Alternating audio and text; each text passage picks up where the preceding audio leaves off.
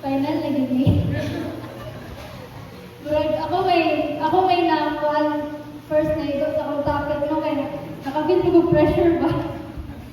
So, before to mag-start, akong gihangyo ang tanan sa pagdako sa tuolo. And let's pray. Heavenly Father, Lord God, we thank you, Lord, for this day, Lord God. Salamat sa adlaw, may kong gihatan sa mga Diyos nga imuming gitagaan, Lord God, another opportunity, a privilege, Lord God, para mataan nga kabugtagon, Lord God, ang nga adlaw, Lord Jesus, nga imuming gitagaan, Lord, of blessings, Lord God, nga gininhawa, O Diyos, karong adlaw, Lord Jesus, and Lord God, I pray, Lord, samtang nag-share ka, Lord God, sa imong word, naghatag ko, Lord God, sa imong gospel, I pray, Lord God, na ikaw ang mag-control, Lord God, sa akong Lord God, sa akong hunahuna, sa akong kasing-kasing, O Diyos, nga ma-share ko sa mga tao na naadiri karon, Lord God, mahikap, Lord God, ilang kasing-kasing, o hunahuna, Lord God, nga dili lang taman nga madungog nila, Lord Jesus, kundi ma-apply nila sa ilang kinabuhi, O Diyos, sa pangadlaw-adlaw, Lord God. Thank you, Lord, sa life na adili karon, Lord Jesus. I know nga dili niya aksidente, Lord God, but nagtuo ko, Lord, nga imo ni nga giplano, Lord Jesus, nga karong adlaw, Lord God, nga naa ko diri sa ilang atubangan nakatugtog, Lord God. I pray nga imo ko giyahan, Lord Jesus, nga dili ko maka-feel og tension, Lord God, dili ko maka-feel og kakulba, Lord Jesus, and Lord, I know, Lord God, nga ikaw nagagiya karong adlaw nga naa ko diri karon sa nakatubangan, Lord God. I pray, Lord God, nga walay distraction nga mahitabo, Lord Jesus, samtang naghatag ko sa ani nga word nimo, Lord God. Thank you, Lord Jesus, sa imong kamaayo, sa imong grace and love, Lord God. And we give you back all the glory and honor in Jesus' name. Amen.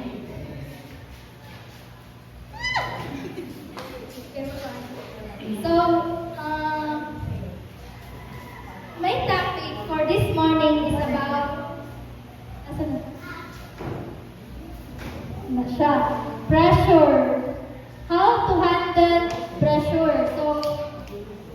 So kinsa may nakabatik ka pressure diri? Isa na ko. Amen. So dili ni pressure cooker ha or water pressure? Kundi pressure ni siya sa life. Dahil na kita tanan nakaagig ka pressure. Amen? So, nakoy other terms for pressure. Nga para mas makabalutan o mas maklaro na to sa itong kagalingon ko. Kung sa ba nga pressure ang akong libog pasabot. So, there are 5 terms for pressure. Number 1, stress, anxiety, worry, concern, and tension. So, kinsa may nakabati ana kanang 5, kinsa nakabati ana? So, wala ka kabati ana, di jud ka tao, di ba? So, makabati jud ta ana tanan. So, karon tagaan ta mo idea or ganang tips kung saan ni siya pag-overcome. So, I hope kita tanan maminaw, no? So, 1 Peter 5 verse 7. Asya dire, isa na yung Bible. Amen. So, sa mga walay Bible, pwede ito malantaw sa atong screen. So, kanang mga dili ka klaro, pwede mo forward gamay para maklaro ninyo kay Pastor Ned. Dili siya klaro sa inyo mga ba, nga layo mo. So, 1 Peter 5 verse 7, asya dire, casting all your anxiety on Him, because He cares for you. Amen? So, from the word casting, sa manaibot ko sabot, from the word casting, what does that mean? Hatag o istorya. So, dapat ay na ito istorya igsoon ang atong mga kabalakan sa itong kinabuhi. Pinaagi sa atong pag-ampo. Amen? So, pinagi sa itong pag-ampo, pwede na po na ito i-direct sa iyang istorya like, Lord, dili na ko kaya o ako lang. No? Lord, dili na ko kaya o ako lang. no? Tabangi ko. No, like ingon ana igsoon. So, bisan pagdiling nato istorya sa Ginoo, kaya ang Ginoo nakabalo naman yun kung unsa ato na sa kasing-kasing ug una-una. So dapat ato di siya i-istorya, like mo humble down ta sa iya ba, like na makita sa Ginoo nga hala nanginahanglan padai siya sa ako no? So all you have to do is to cast out imong inistorya kinagtagad ng Ginoo nga maistorya ka sa iya. Amen?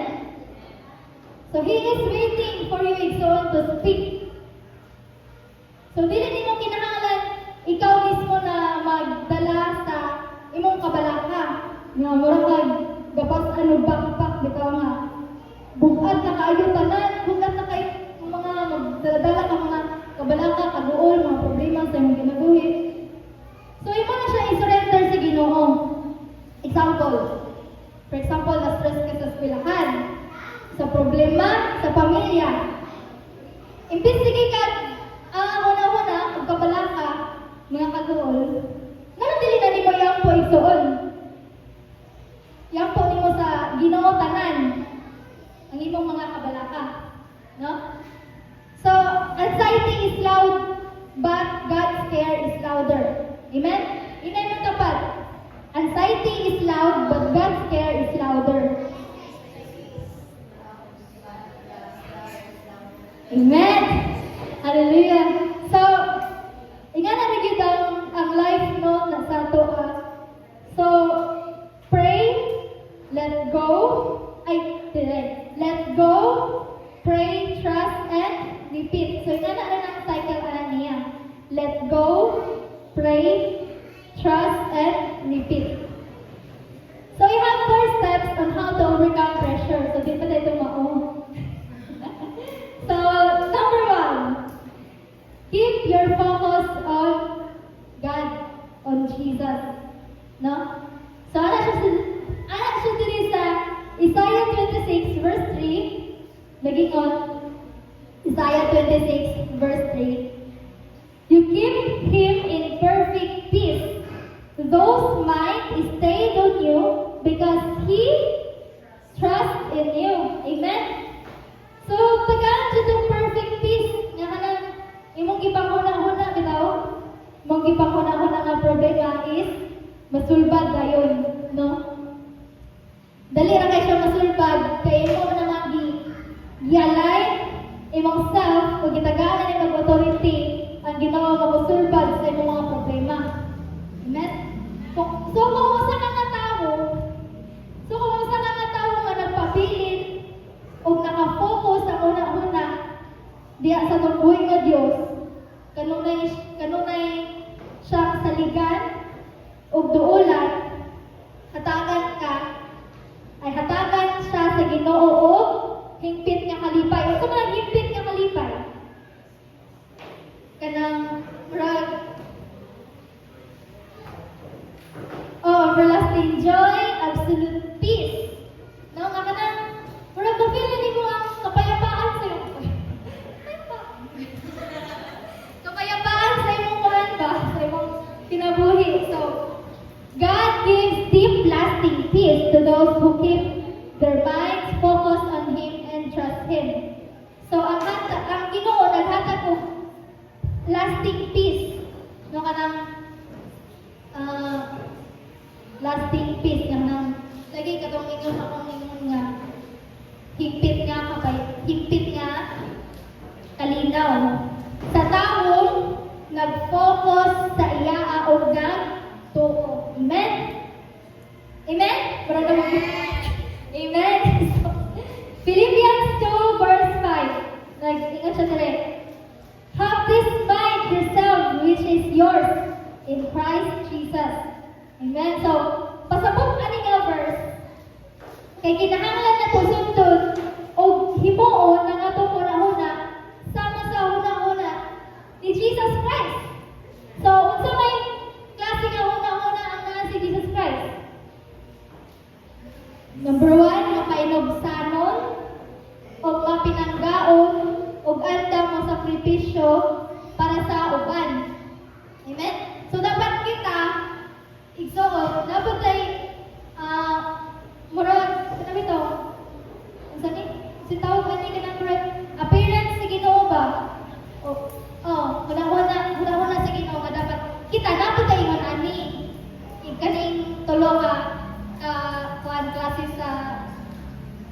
Ginoo. So, mapainom-salot pa ta? Amen. Amen. May sarap ba ito? Mapainom-salot ba ta? Mapinanggaon ba ta? Igsoon? Especially sa ito, NAV? Mapinanggaon ba ta? Bisag sa itong mga kuhan? Sa imong mga kaaway, no? So, andun pa ka masakripisyo para sa tao nga kuan? Para sa uban? Na gani uban drama. Oh, sakripisyo pa ka nga. Kuan mo kaya na siya na pinangurag dawat limpyo. Sakripisyo pa ka na?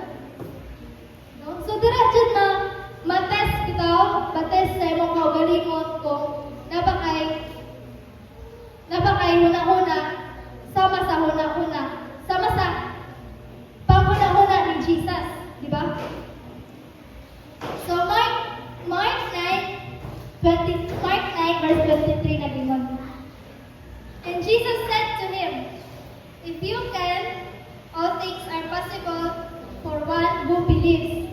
Amen? So, walay butang na imposible kung nakakay pagtuo diya sa tumboy ng Diyos. So, kaya lang yun makabuhat o butang na diin na to kaya sa itong kaugalingon. Amen? So, ano pa sa kanta, di ba? Ang sa'y kanta kanina sa praise and worship. Why imposible? Ikaw. Why imposible? Why imposible sa anak ka? Amen? So, grabe kayo ang Holy Spirit na mag-move sa ato ang karon bitaw kay agi sa praise and worship then sa kumwali bitaw. Kay murag makita jud mo ang Holy Spirit nga nag-move ani nga place na to. Amen. So, kung matuo lang kita sa tunggoy nga Dios, walay imposible sa iyang gahom. Mao padayon lang ta sa tugtuo pagsalig sa iya igsoon. Kay bisan lisod ang sitwasyon sa kinabuhi, kaya ang Ginoo makahimo og milagro og mohatag og kusog og paglaom. Amen. Hallelujah. So, Luke 18 verse 27 nagingon. But he said, what is impossible with man is possible with God. So, sa may pasabot ang igsoon. Natay mga butang nga dili gid nato natay mga butang nga dili gid nato kaya buhaton isip mo sa katawo. Unsa man? Limitado ra kayo atong kusog, kahibalo o abilidad. Pero para sa Ginoo, walay butang nga lisod o imposible. Mao dili dapat mawatan og paglaom igsoon. Salig lang ta sa Ginoo kay siya ang dunay gahom sa pag-usab bisan unsa ka sitwasyon. Amen. So, kung ma-feel nimo nga wala nay chance ba, wala nay pag-asa nga masolbad ang problema, salig lang gyud og hawid sa atong buhit nga Dios. Kay ang Ginoo mas dako pa siya kaysa sa imong problema nga imong gihuna-huna imong gi-encounter karon. Amen. So, bisan unsa ang sitwasyon, no? Kaya baguhon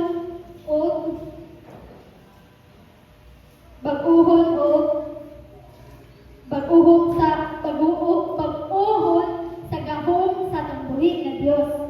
Amen. So, dili kaya sa tao, kaya sa Ginoo. Inay mo tapat.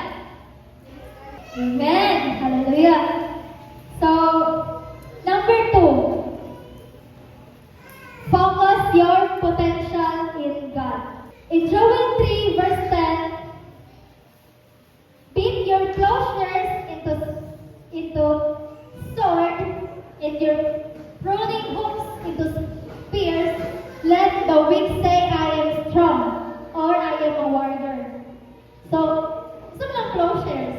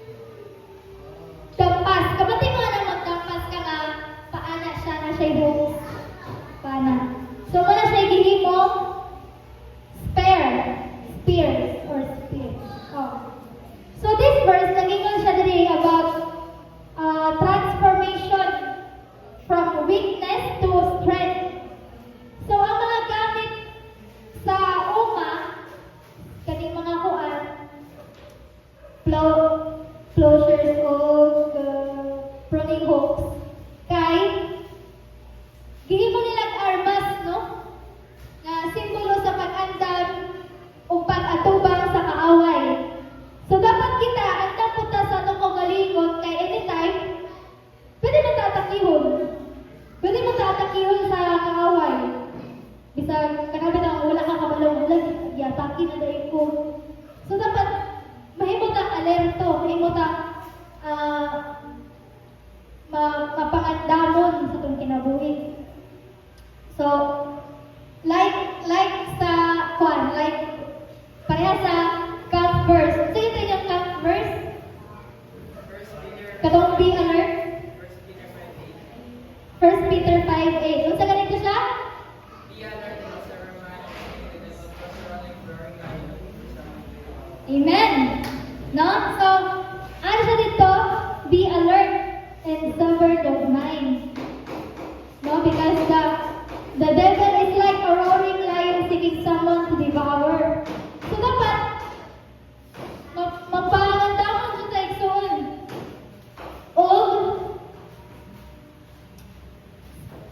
O kanang salig sa tumboy nga Diyos, no? So, from weak to strong, pinagi sa pagsalig o pagtuo sa tumboy nga Diyos. Amen? So, Hebrews 12 verse 2. So, kanang dili ka klaro, pwede naman mo forward. Parang gamay itong kuhan. Atong nasa screen. So, ano siya dire?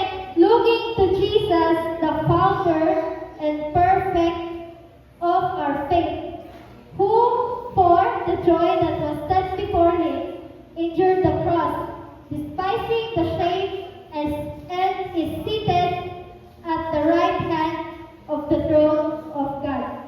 Amen?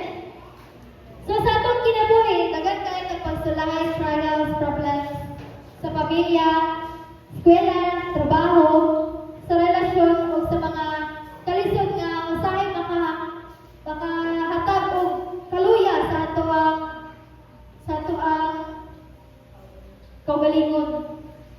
So, pero ang mensahe ani igsoon, ani nga verse, kay ibutang nato atong focus diya sa Ginoo imbis sa problema. Amen? Because when we focus on problems manggod, dali na kay ta maluya. Dali na kay ta ma-discourage. We feel weak and easily discouraged. So, kawad man tag paglaom, igsoon, but when you focus on Jesus, may nungtuman nato, nga mas dako pa siya, kisa sa itong kalisod, o siya na yun makataba nato, nga makapadayon. Amen? Hallelujah. So, number 3. Focus on what God is saying. So, balik ko na ito itong number 1. Ano siya dire? Keep your focus on God. Number 2 ay, focus your potential in God. So, narito sa number 3. Focus on what God is saying. So, ano sa Isaiah 55 verse 3? Incline your ears and come to me. Hear that your soul may live, and I will make you an everlasting covenant. Amen? So, incline your ear and come to me.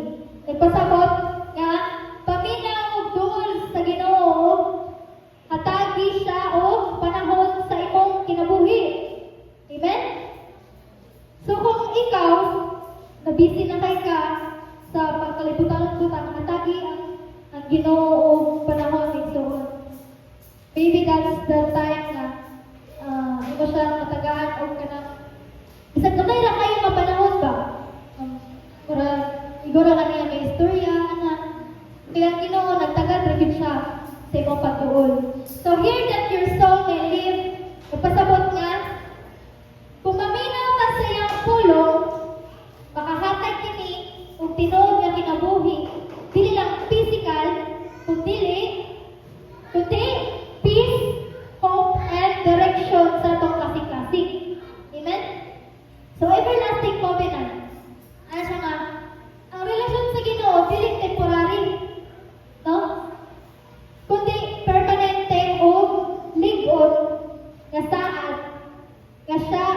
magtiman o mag-iya sa atoa.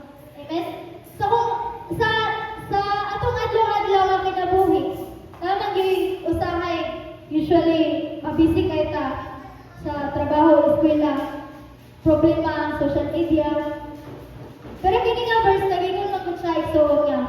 Kinahanglan ta mohonong gamay igsuon ug maminaw sa Ginoo.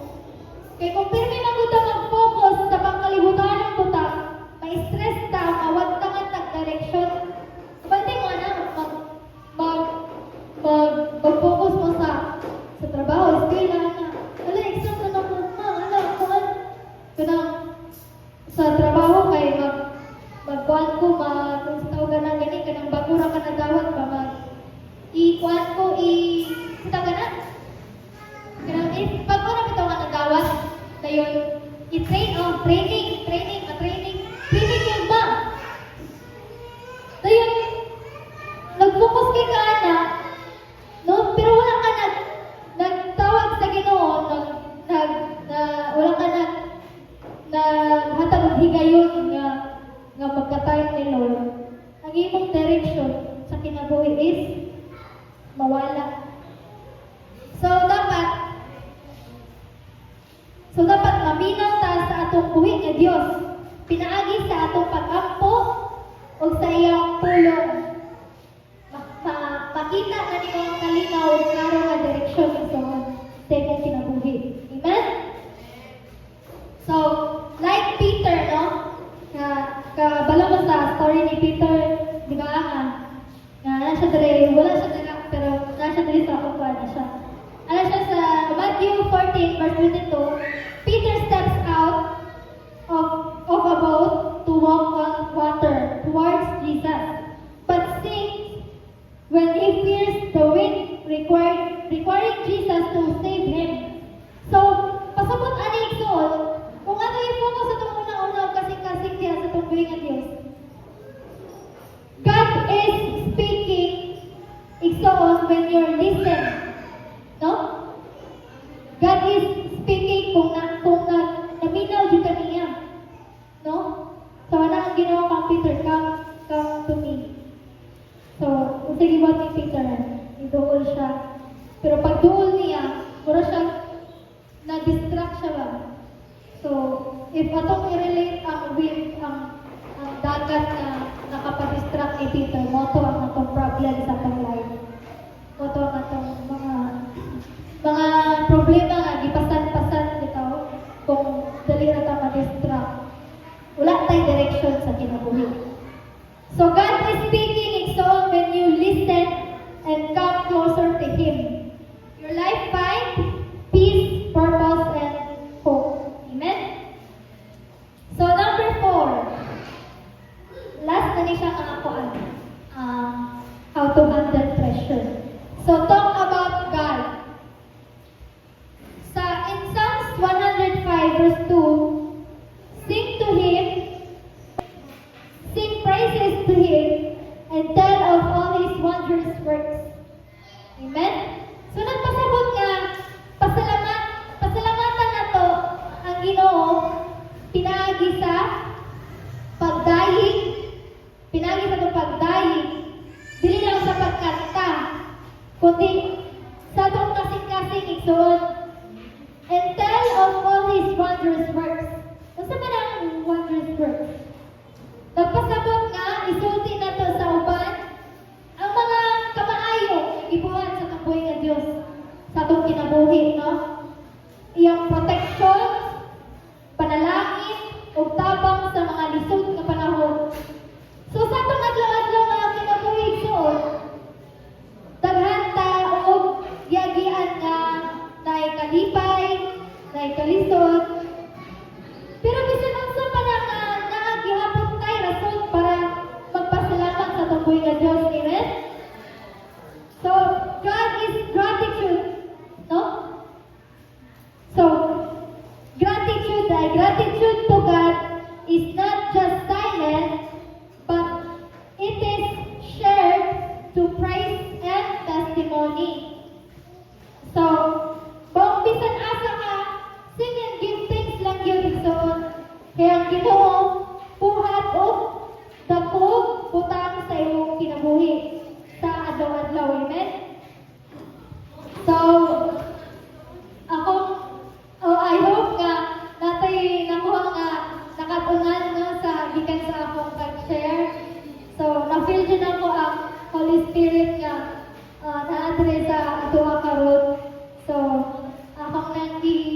pati sa atong pastor.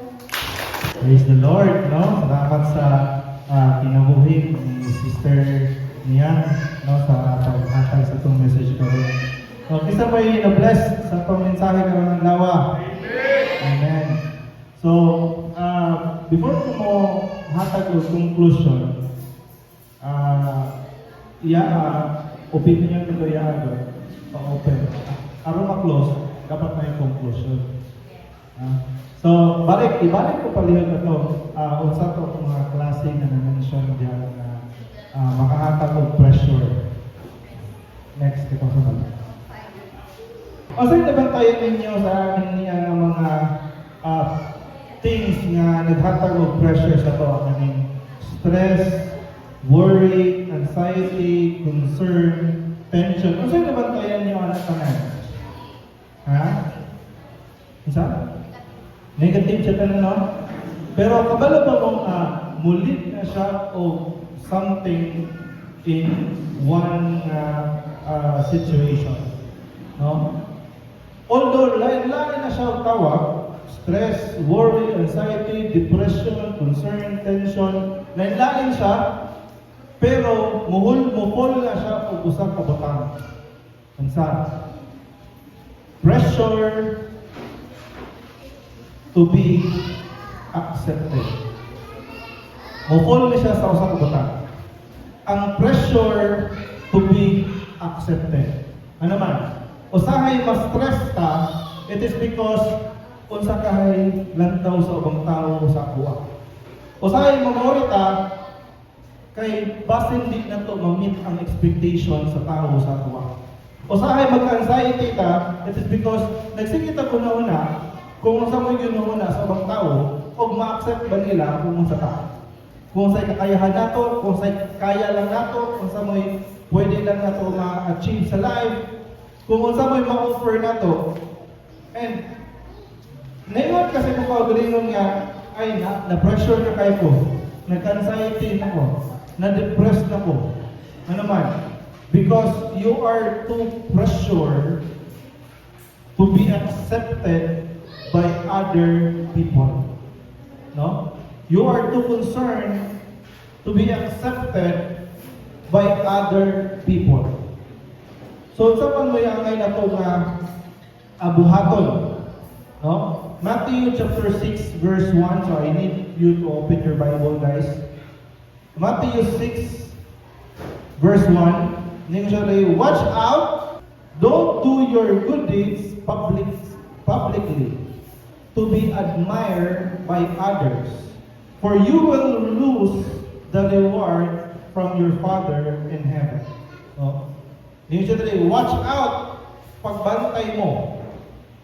Nga dili mo magbuhat og maayo publicly. No? Wala nga uban karon na ay mga kuan sa Facebook nga uban mga vlogger dili makahatag kung dili maka-video. And nakuha na nila ilang reward. Nakuha na nila ilang ganti ang ilang gibuhat. Pero ang Ginoo mas ganahan siya na mo buhat ka ug maayo, not publicly, not to be admired. Natawa na itong Bible din siya, to be admired by others. Meaning, you need confirmation sa uban para ma-prove mo sa imong self na butan ka. Kinahanglan ka of confirmation sa uban to prove yourself that you are a good Christian. You need confirmation from others para maingon nga ikaw butan nga anak. Para maingon nga ikaw butan nga estudyante. Kinahanglan ka confirmation sa uban, but if you listen sa mensahe ni Sister Nian, niyon siya focus your eyes in Jesus. But when you are distracted by the people around you, trying to please and trying to be admired by others, diyan na manulod ng mga butana. Stress, worry, anxiety, concern, tension, depression, ano naman, because naglong ka to be admired by others, to be confirmed by others, and you did not take that chance para si Lord mo admire sa inyo. Unang si Peter na unlod siya. Why? Unang nakafocus siya ni Lord. Then later on, dito siya ni-focus sa kung saan may naglibot sa iya. At first, kung gustuhanan ka, nakafocus ka ni Lord, pero pag-abutin mo sa eskwelahan, nawala yung focus ni Lord na naman. Na-focus ka kung saan may istorya sa mong mama, uli ko nahagbog ka sa imong exam. Na-stress na ka, nagka-anxiety na ka. And all those things, dili ganahan si Lord anak na mag-remain na sa atong life. No? Last verse. Colossians chapter 3, verse 23. Colossians chapter 3, verse 23. Lagi mo siya dali. Work willingly whatever you do. Work willingly at whatever you do. As thought you were working for the Lord rather than for people. Yung sa kung nakakay buhaton, nakakay trabahon, ihatag mong pinaka-best, ay mo ang willingness to do those things. Kinahanglan buhaton mo siya na wala ka naguna-huna ka, mo ang giserbisyuhan tao. Nga dili ka maguna-una nga ay para ni siya ni pastor, ay para ni siya ni sister, ay para ni siya ni mama, ay para ni siya ni papa. If you want to do something, do it as you are serving the Lord. If mag-eskwela kag maayo, nga mag-eskwela kag maayo para iguling na ko, dapat ko grado, malipay si mama. Pero when the time na makita mo nga imong grado, nagkaubos diyan na ka mag-start of bihay. Patay na ni Lord sa pugunalan niya kong mga ani. May baguhan kong cellphone ani. Pakuhaan di ko ani niya o allowance. Why? It is because you are too focused sa people, sa master na tao, and not taking advantage sa giingon ni Lord nga dapat kung magtrabaho ka, work as is o as thought that you were working for the Lord. Ano bang niingon mo diri nga kinahanglan mo isipon nimo masama nga nagtrabaho ka para sa Diyos? Because I believe if you work for the Lord, you work 100%. Amen ba? Amen ba? Or basin siguro o ang inyo ang work ni Lord is mas less pa sa inyong work sa inyo ang earthly master. Basin ang inyo ang kaya buhaton para ni Lord is 50% lang. Pero siya mo galing mo yun, overtime ka karon guys. Okay boss, no problem. Bahala ka tinga na siguro ka. Bahala siguro, gihiran pa na kagayo. Okay, nagyapon boss, no problem. Pero si Lord gani mo i-serve gani, usay 50% pa. No? Dili dapat tinana. Because si Lord may naghawid tanan. Our future, ato ang awareness of anxiety o kanitanan ng mga naka-pressure sa ato if si Lord na mo yung mubuhat ang naan ingon pa sa sister niya, nothing is impossible. Amen? Let us focus our eyes to the Lord. Let us serve other people as thought that we serve the Lord. And dili ta mo una-una nga parang sa tawhanon nga mga naglibot sa ako. Pagparanin sa ako buhay ng Diyos. All honor and glory and praise belong to our Lord Jesus Christ.